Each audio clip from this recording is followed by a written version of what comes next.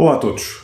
Hoje venho-vos contar aqui um episódio que se está a passar na Igreja Católica, nomeadamente numa Igreja Católica Oriental, a Igreja Caldeia, que é uma história polémica, uma história que mete assim, alguns detalhes um bocadinho sórdidos, mas que não deixa de ser muito interessante, sobretudo pela sua conclusão e aquilo que nos pode dizer sobre a forma como o Papa Leão parece estar apostado em lidar com estes assuntos polémicos que envolvem a liderança da Igreja.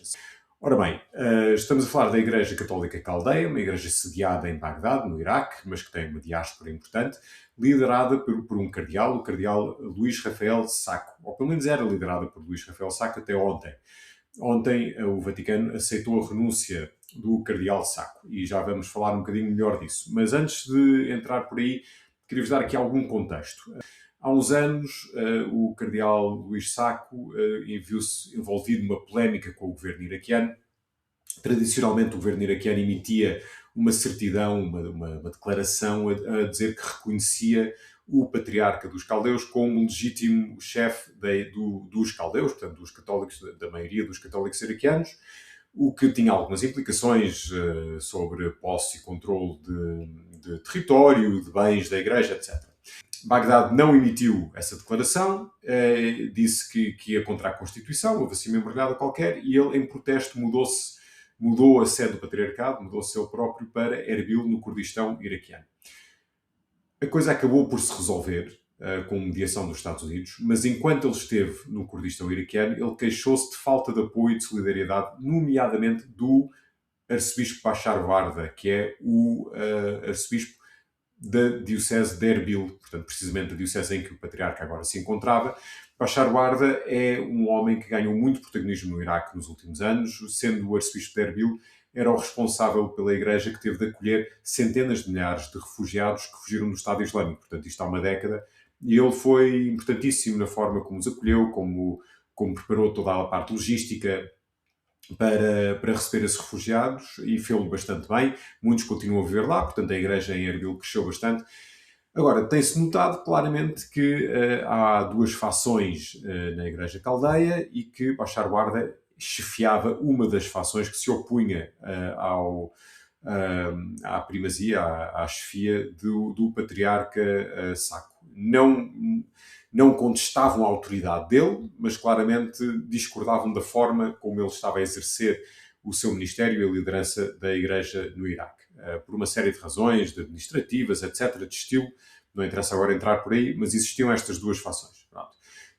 Este conflito entre as duas partes chegou a um auge há cerca de 2 anos, quando o patriarca convocou um sínodo da igreja local, e Bashar Warda e outros 4 bispos recusaram-se a participar no sínodo, e ele abriu um processo contra eles, acusando-os de desobediência, de romperem a união com ele, etc. E eles defenderam-se a dizer que não iam porque ele nunca escutava aquilo que os outros bispos tinham para dizer, não ligava, fazia sempre o que queria de qualquer maneira, e portanto a presença deles lá era inútil. Mas isto foi claramente o sinal dessa falta de união interna na Igreja Caldeia. O que é especialmente interessante sobre a renúncia que foi aceita do patriarca ontem? É que a renúncia foi aceita no mesmo dia em que foi aceita a renúncia do bispo iraquiano caldeu da Diocese Ocidental dos Estados Unidos, da Diocese sediada em San Diego, na Califórnia. Trata-se do bispo Shaleta, também natural do Iraque, e que preside uma grande comunidade da diáspora iraquiana na Califórnia e na costa ocidental dos Estados Unidos. Ora bem, a resignação de Shaleta está embrulhada numa grande polémica. Há uns meses, alguns membros da Comissão Financeira Fiscal da Diocese em San Diego começaram a desconfiar do desaparecimento de dinheiro das contas da Diocese, questionaram o bispo as explicações não faziam grande sentido. Eu não vou entrar aqui em grandes detalhes, mas era claro para todos, ou parecia evidente para todos, que o bispo é que estava a desviar fundos da própria Diocese, e então foi enviada a documentação para Roma, foi aberta uma investigação, e alguém na Diocese tomou a iniciativa também de contratar um advogado, um detetive privado, que conseguiu concluir, e o detetive diz no seu relatório, eu não tento tirar conclusões e simplesmente apresento factos. Entre os factos que ele apresenta estava o facto de o bispo Shaleta ter uma conta partilhada com uma mulher que vivia também em San Diego, mulher essa que foi sua secretária quando ele era pároco noutra paróquia nos Estados Unidos, mulher essa que o visitou frequentemente quando ele foi bispo no Canadá e que se mudou para San Diego quando ele foi nomeado bispo em San Diego. Para além da conta conjunta, ele tinha o código de acesso da porta de garagem para a casa dela, onde entrava e saía à vontade. Ela tinha chaves de casa dele e, segundo o detetive, ele brincava com as crianças dela com muita familiaridade.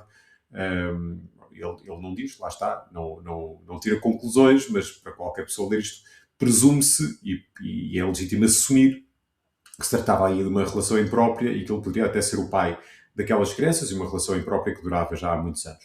Portanto, esse é um ponto, desconfiança de suspeitas de conduta imprópria por parte do bispo, mas também, e se calhar até mais grave, ele foi seguido pelo detetive em mais do que uma ocasião, a ir até à fronteira com o México, a estacionar o seu carro num parque de estacionamento reservado para clientes de um bar, um estabelecimento noturno que existe em Tijuana, do lado mexicano da fronteira, que é, no fundo, um bordel e é reconhecido e é identificado por organizações dos direitos humanos como um bordel associado ao tráfico de pessoas para exploração sexual. E, portanto, nada disto abona a favor do bispo. Ele defendeu-se de forma muito pouco convincente, disse que isto era tudo uma cabala, uma campanha contra ele. Foi chamado, depois destas notícias começarem a sair, foram publicadas no The Pillar, com o qual eu colaboro enquanto freelancer, mas eu não tive nada a ver com esta investigação, portanto estou a falar aqui do trabalho feito por outros.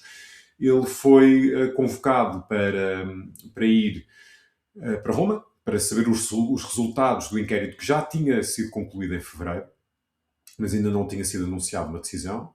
Presume-se que ia para lá para ser despedido, por assim dizer, não é? para lhe pedirem a resignação. Resignação essa que ele já tinha oferecido, mas que estava pendente da aceitação do Vaticano, quando estava no aeroporto para viajar para Roma e, alegadamente, no aeroporto ele estava com muita bagagem e com pelo menos $9.000 em dinheiro vivo, foi detido pelas autoridades americanas.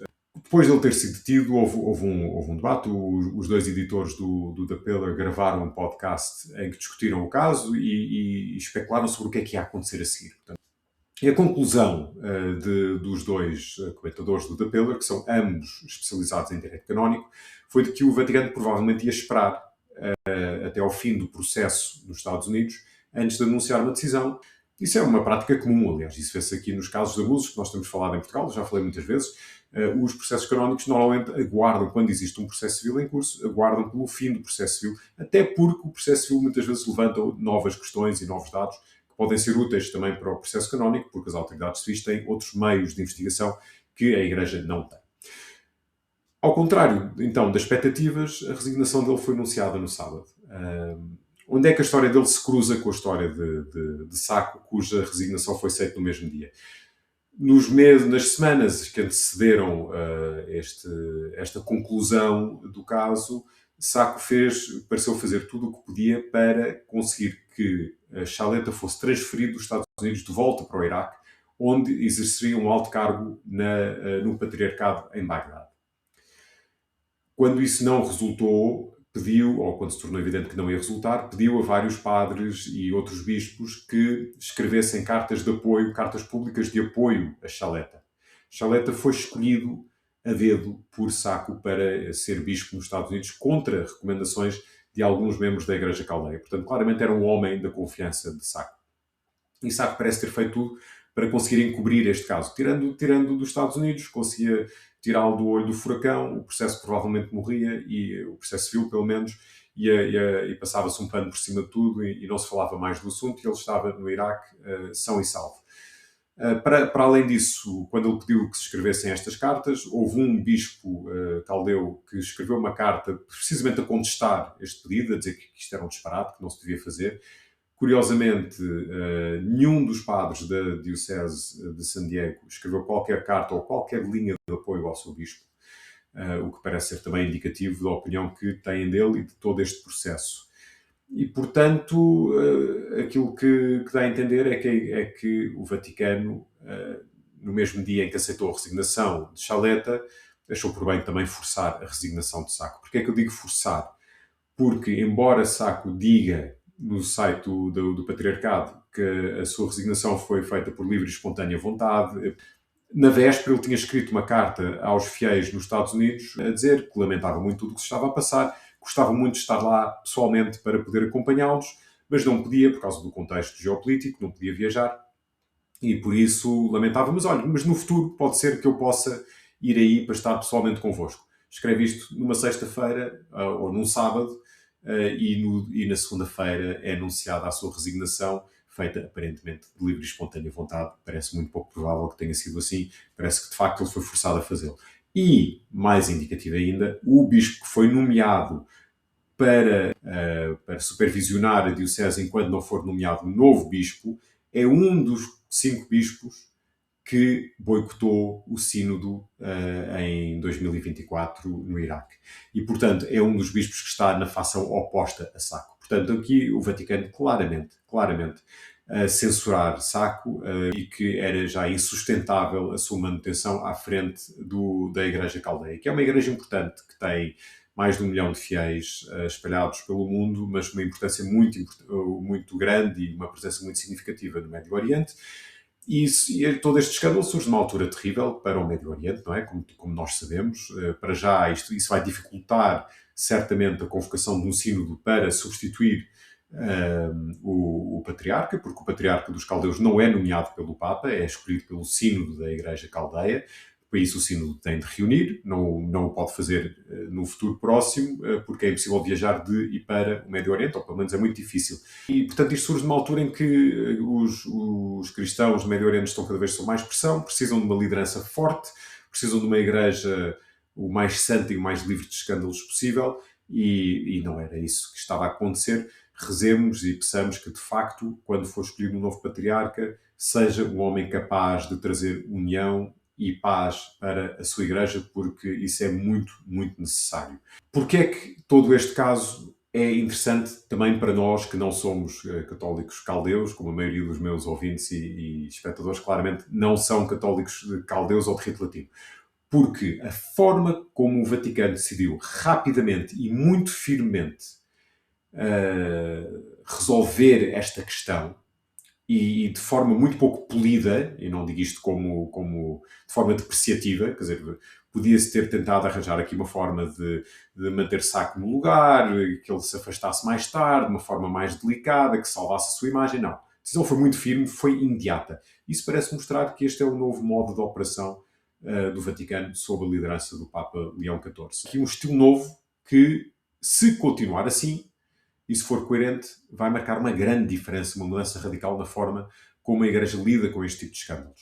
De forma mais rápida, mais transparente, mais direta, e é bom que isso aconteça, e isso pode ser um muito bom sinal. Sobretudo por isso que eu falo deste assunto aqui, e também porque estes são casos interessantes, importantes que se passam na Igreja, e aqui acho que muitos já se aperceberam e se habituaram a que neste meu espaço podem acompanhar estes casos que normalmente não são cobertos pela imprensa generalista ou mesmo especializada em Portugal. É para isso que eu cá estou e assim espero continuar, se Deus quiser, com o vosso apoio, como sempre. Muito obrigado a todos e até à próxima. Obrigado.